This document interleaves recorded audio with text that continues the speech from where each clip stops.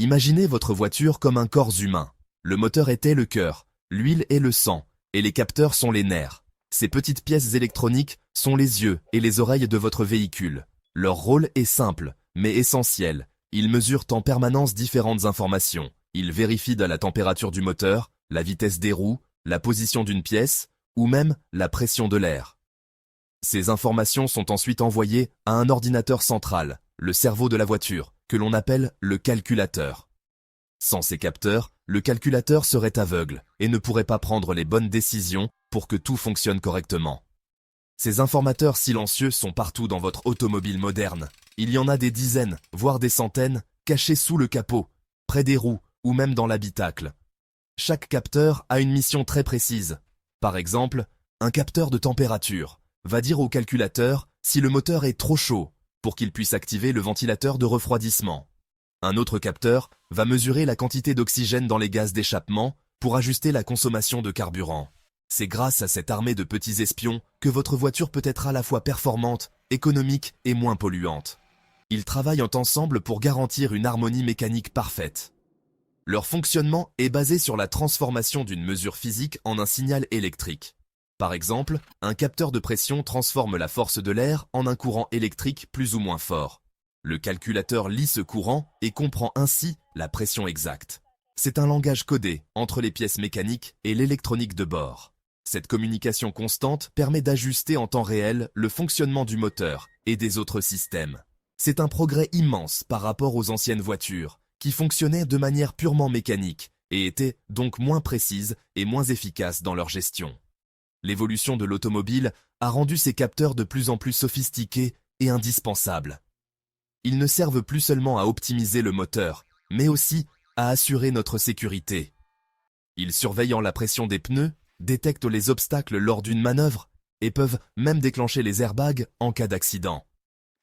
Comprendre leur rôle est donc devenu important pour tout conducteur.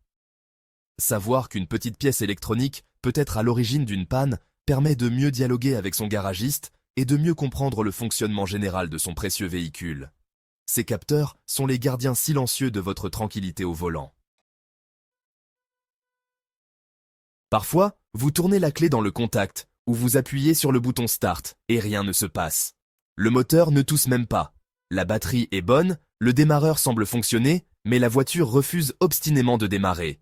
Dans de nombreux cas, le coupable est un capteur défaillant. Certains capteurs sont si importants qu'ils ont le pouvoir de bloquer complètement le démarrage du moteur. Ils agissent comme un interrupteur de sécurité.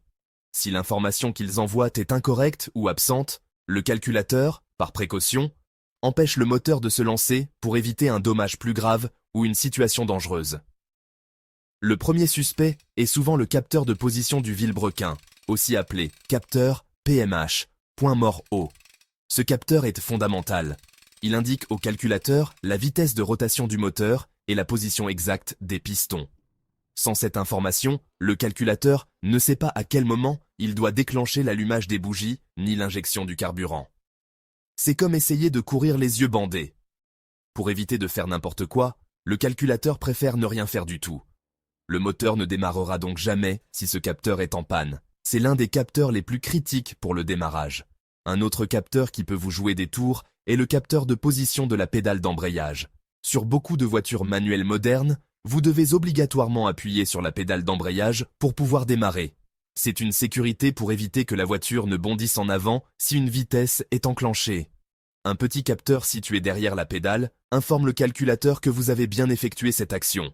Si ce capteur est usé ou débranché, le calculateur croira que vous n'avez pas appuyé sur la pédale et refusera d'autoriser le démarrage. C'est une panne simple, mais très bloquante. Enfin, il ne faut pas oublier le système d'anti-démarrage. Ce n'est pas un capteur au sens mécanique, mais un système de sécurité électronique. Votre clé de voiture contient une petite puce électronique. Lorsque vous mettez le contact, une antenne autour du contacteur lit le code de cette puce. Si le code est reconnu par le calculateur, le démarrage est autorisé. Mais si la puce de la clé est endommagée, si la pile de la clé est trop faible, ou si l'antenne de reconnaissance est défaillante, le système bloquera le démarrage. Il pensera qu'il s'agit d'une tentative de vol et protégera votre véhicule. Prenons une situation très concrète. C'est lundi matin, vous êtes déjà en retard pour le travail. Vous montez dans votre voiture, vous tournez la clé et le démarreur tourne dans le vide, mais le moteur ne se lance pas. La veille, tout fonctionnait parfaitement. Vous n'entendez pas le bruit caractéristique du moteur qui essaie de prendre. Dans ce cas, il y a de fortes chances que le capteur de position du vilebrequin, le fameux capteur PMH, soit le responsable. Il n'envoie plus le signal vital au calculateur, qui, en retour, ne commande ni l'allumage ni l'injection de carburant. Le moteur tourne, entraîné par le démarreur, mais il ne pourra jamais démarrer par lui-même. Que faire dans une telle situation? Malheureusement, si un capteur essentiel comme le capteur PMH est en panne, il n'y a pas de solution miracle sur le bord de la route. Tenter de démarrer plusieurs fois ne changera rien et risque de vider votre batterie. La première chose à faire est de vérifier les voyants sur votre tableau de bord. Souvent, un voyant moteur orange ou un symbole spécifique, comme une clé clignotante pour l'antidémarrage, s'allume pour signaler un problème électronique. Cela peut vous donner un indice précieux. Si vous suspectez le capteur d'embrayage, essayez d'enfoncer la pédale plusieurs fois, fermement, pour voir si le contact se rétablit. Si rien ne fonctionne, la meilleure solution est de ne pas insister. Le diagnostic d'une panne de capteur nécessite un outil spécifique, une valise de diagnostic que les garagistes branchent sur la voiture. Cet appareil communique avec le calculateur et lit les codes défauts enregistrés. Chaque code correspond à une panne précise. Par exemple, P0335, panne du circuit du capteur de position du vilebrequin. Grâce à ce code, le mécanicien sait exactement où chercher et quelle pièce remplacer. Tenter de réparer soi-même sans cet outil revient à chercher une aiguille dans une botte de foin et peut causer plus de dégâts. Le conseil le plus simple est donc de rester calme. Vérifiez les choses évidentes. Avez-vous utilisé la bonne clé? Avez-vous bien débrayé pour une boîte manuelle? Ou êtes-vous bien en position P ou N pour une boîte automatique?